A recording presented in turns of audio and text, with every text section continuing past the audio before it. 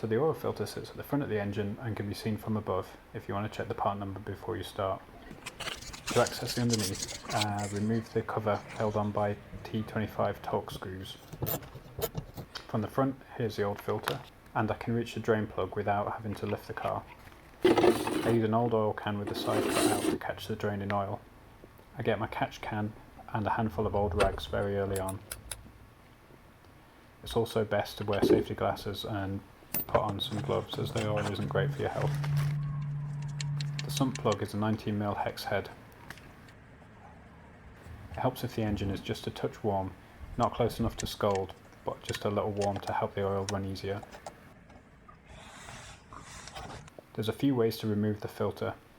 You could use pump pliers or one of these chain things. You have options to use both on the Rapid, but here I got a better purchase with the chain.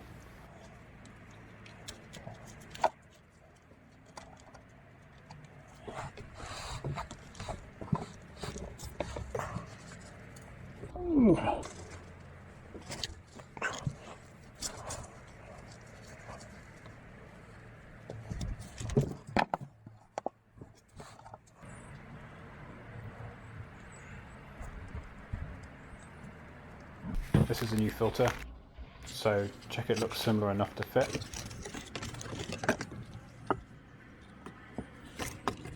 I wipe a bit of new oil on the gasket. This might be superstition, but it was how I was taught, so it's how I always do it. And it's supposed to make the filter come off easier again when you replace it next year.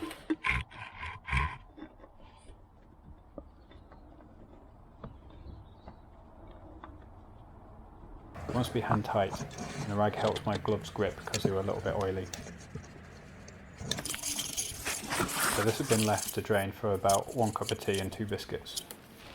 Replace the drain plug and the new crush washer. Torque it down to about 20 Newton meters if you can.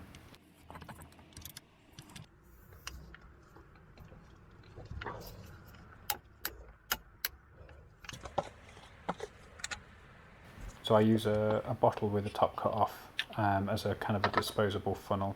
I think there's at least 5 different versions of this 1.2 litre engine, and the different versions want different amounts of oil. So you're looking at somewhere between 2.8 and 3.9 depending on which engine you've got. When you've added about the right amount from the bottle markings, run it a minute or so and then check the level with the dipstick.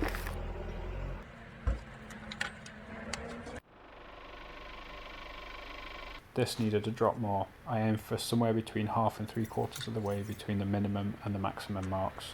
That way, if I glug a bit too much in, I've not over the maximum. Alright, now check it's not mist oil all over the floor, and have a good look around for leaks, particularly around the sump plug and where the filter head sits. I think the next one might be a quick how to reset the dash service warning light that's probably come on if you're looking to do this job. Thanks for watching.